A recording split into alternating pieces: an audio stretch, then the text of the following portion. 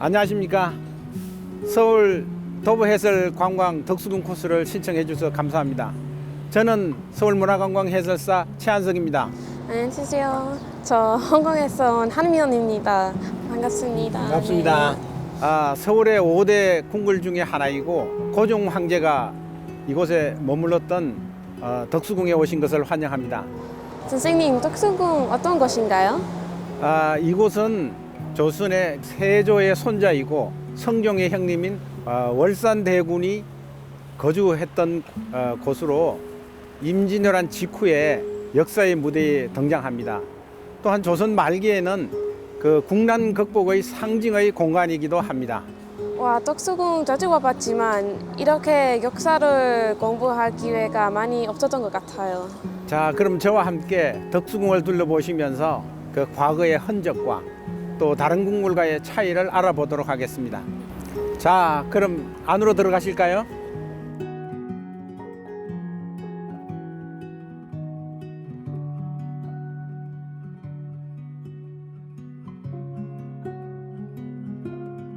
지금 보고 계시는 문이 덕수궁의 정문 대한문입니다. 대한문 앞에는 현재 월대를 공사하고 있습니다. 우선 그 대한문의 이름에 대해서 설명을 드리겠습니다. 서울에 있는 5대 궁궐의 그 정문 이름을 혹시 아시는지요? 좀 어려운 질문인 것 같아요. 정말 어려운 질문이고 특히 면씨같이 외국인에게는 너무나 어려운 질문일 것 같습니다. 바로 경복궁은 광화문, 창덕궁은 돈화문, 창경궁은 홍화문, 경희궁은 흥화문입니다. 근데 자세히 보시면 가운데에 화자가 들어갑니다. 그런데 선생님, 왜 덕수궁 정문에는 화라는 글자는 들어가지 않아요? 네, 이 덕수궁도 원래는 그 남쪽으로 인화문이라는 화자가 들어가는 정문이 있었습니다. 1897년 대한제국이 선포되고 동쪽에 황구단을 설치하면서 동쪽에 있는 대한문을 정문으로 사용했습니다. 이 대한문을 나중에 대한문이라는 이름으로 고쳐서 지금에 이르게 되었습니다. 그럼 다음 장소로 가보실까요?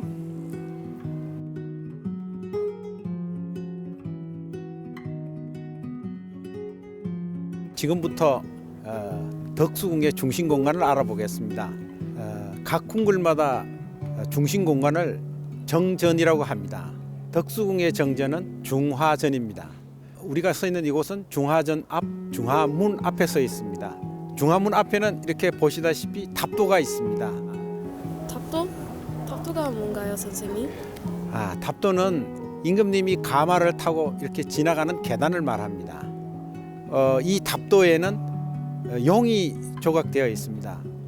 다른 궁궐은 봉황이 되어 있지만 이 덕수궁은 황제의 궁궐이기 때문에 용이 조각되어 있는 것입니다. 그리고 또 좌우에 동물을 보시면 해치라고 하는 동물이 있습니다. 이 해치는 선악을 구분하는 동물입니다. 해치는 서울시 캐릭터이기도 합니다. 자, 안으로 들어가실까요?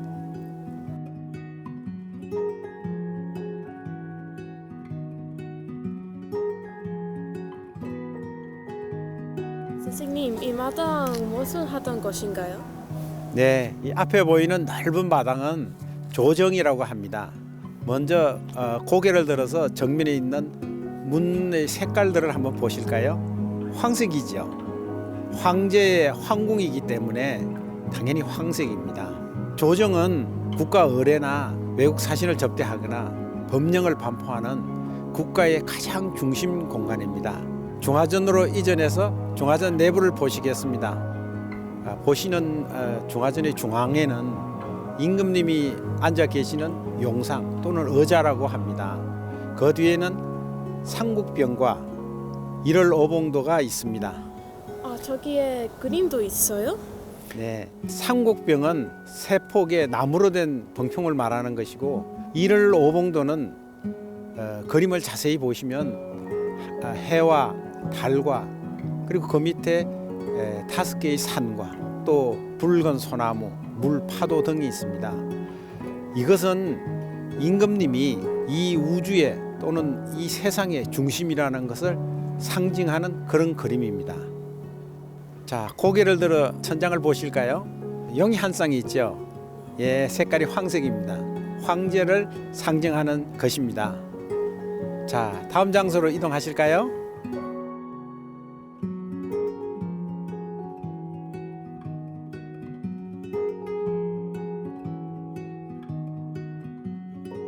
예, 이곳 서거당은 옛날 임금님이 머물렀던 집이다 하는 그런 의미입니다. 그런데 여기에 다른 데 다르게 2층도 있네요. 네, 덕수궁 내에는 이런 그 2층 전통 한옥 건물은 유일한 곳입니다. 선조 임금님께서 임진왜란에서 돌아오셨다가 이곳에 머물다가 돌아가셨습니다.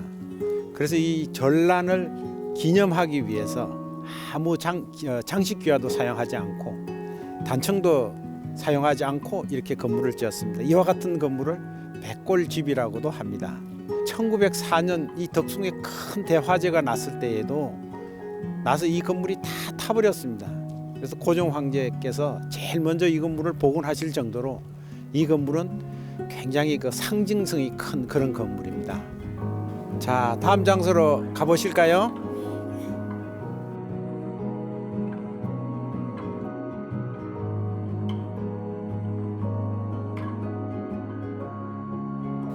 네, 이곳은 함령전입니다. 대한제국의 역사와 함께한 고종 황제의 침전입니다. 이곳은 1897년 고종 황제가 대한제국을 선포하던 해에 지어진 건물입니다. 1904년 덕숭에 큰 대화재가 일어나던 장소이기도 합니다. 이 대화재로 인해서 덕숭의 거의 모든 건물이 다 불타 없어졌습니다. 그래서 고종 황제께서 여기 있을 수가 없어서 수옥은 지금은 그 중명전이라고 하는 곳으로 이렇게 옮겨서 그곳에서 업무를 보게 되었습니다.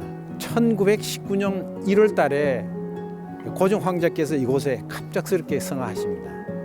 그래서 이 갑작스러운 성화 소식에 전 국민들이 독립운동을 하게 되고 또 이 운동이 3.1 운동의 기폭제가 됩니다.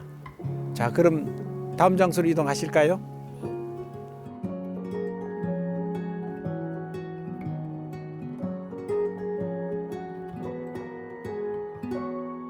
이곳은 정관헌입니다. 정관헌의 뜻은 조용하게 내려다본다, 휴식 공간이라는 뜻입니다. 대한제국 시절에 고종께서 이곳에서 커피를 드시기도 하고 외교 사절을 맞이하여 연회를 베푸는 정자와 같은 그런 역할을 했던 곳입니다. 네, 이것은 저한테 좀 더 익숙한 느낌이 나요. 이 건물에는 서양식 건축 방법이 사용되어서 아마 그럴 겁니다. 1900년 경에 그 러시아의 그 사바틴이라는 분이 이 건물을 지었습니다. 그때 이 서양식 방식과 전통 방식을 혼용을 해서 이렇게 지었습니다. 정관원은 덕수궁에 있는 서양식 건물 중에서 가장 오래된 건물로서 다양한 건축 자재를 사용한 그런 건축으로서의 특징이 있습니다. 지붕에는 그 슬레이트 기와로 지어져 있고 바닥은 이렇게 대리석입니다. 또 기둥은 로마네스크 방식으로 된 이렇게 기둥이 이 삼면에 이렇게 있으면서 그것도 밖에는 베란다가 있고 또 베란다 바깥쪽에 있는 이렇게 기둥들은 이 전통 방식을 사용해서 이렇게 건물을 지었습니다. 특히 이렇게 문양을 보시면은 이렇게 박쥐 같은 것이 많은데 박쥐는 발음이 우리 복자하고 같아서 우리 복을 많이 기원한다는 그런 의미에서 이렇게 만들어졌습니다. 자, 그러면 다음 장소로 가보실까요?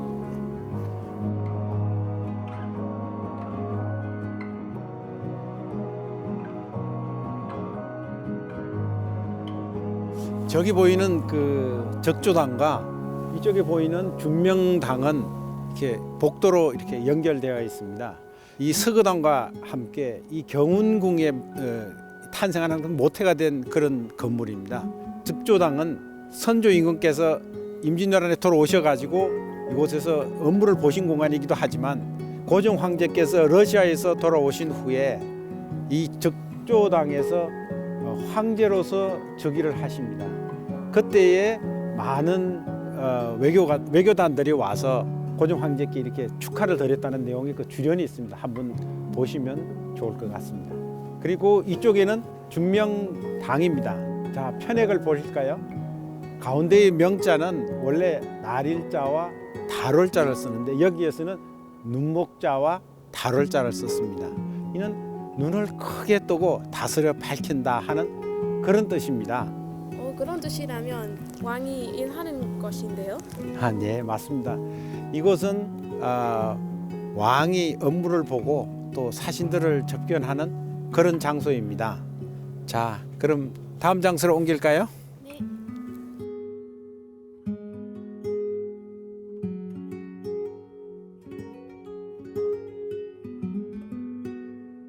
이 건물은 돌로 지어졌네요. 네, 맞습니다. 돌로 지어진 건물이라고 해서 석조전이라고 부릅니다. 고종 황제께서 러시아 공사관에서 돌아오신 후에 그 대한 제국의 꿈을 꾸면서 황제 국가를 건설하기 위한 그 구상을 하기 시작했습니다.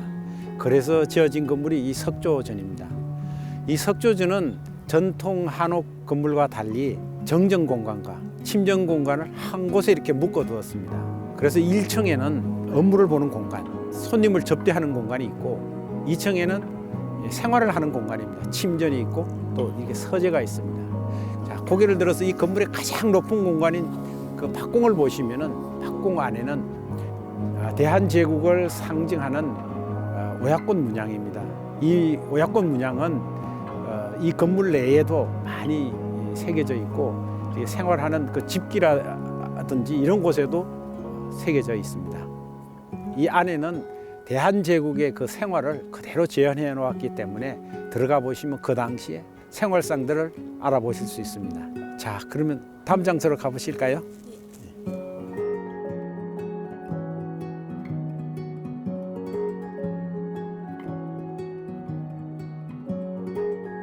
네, 여기는 돈덕전입니다.